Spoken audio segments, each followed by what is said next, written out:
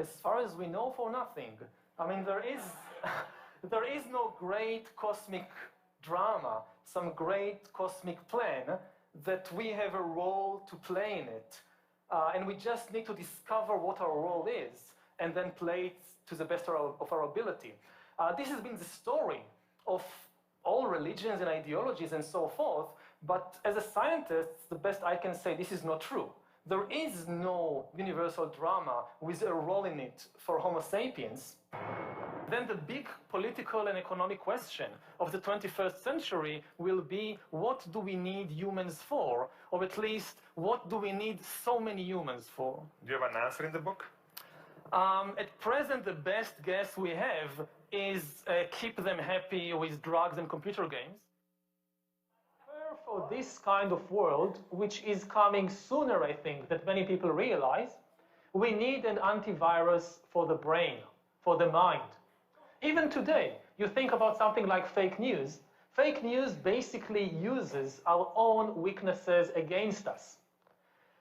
If the hackers, if the bots, they discover by monitoring you that you already have a bias against a particular group of people. So they will show you fake news about that particular group because you have an irresistible urge to click on it. What did they do this time? And you will easily believe the fake news because you have this pre-existing bias. So I want an antivirus for the brain that serves me, not some corporation, that also gets to know me and knows that I have this bias against this group and warns me, watch out, you are being manipulated, and maybe even be authorized to block these kinds of manipulations. And we need help in this era of protecting ourselves from these new kinds of manipulations. Wow.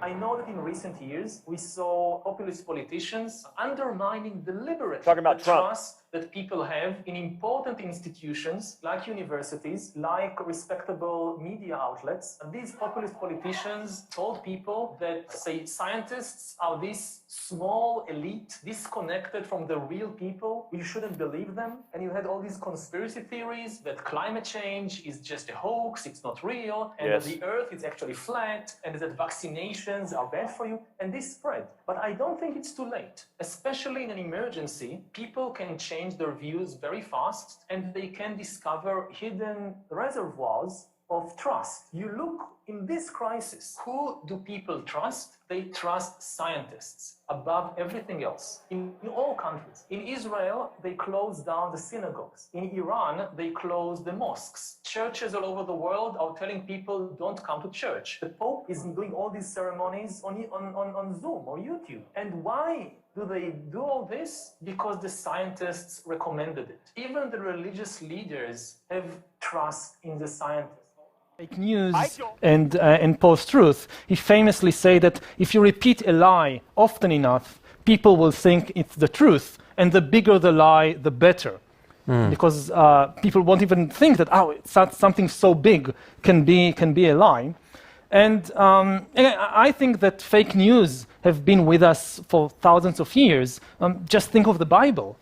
But there is a concern that fake news is associated with tyrannical regimes, and that when you see an uprise in fake news, that is a canary in the coal mine, that there may be dark times coming.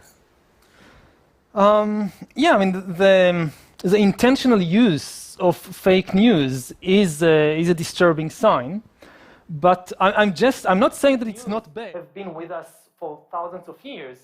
Just think of the Bible. I mean, all this story about Jesus rising from the dead and being the Son of God. Yeah. This is fake. So on one level, it's the economic and military realities.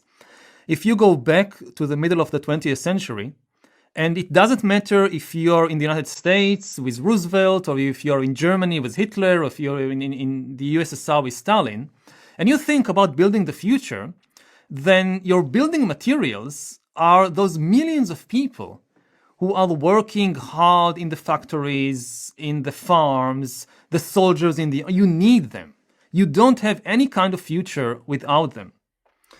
And now fast forward to the early 21st century when we just don't need the vast majority of the population.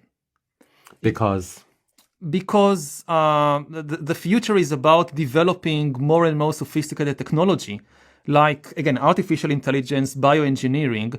Most people don't contribute anything to that, except perhaps for their data.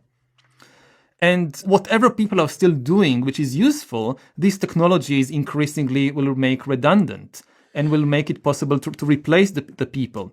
I mean, that's obviously, there's a lot of debate about this. Some people feel that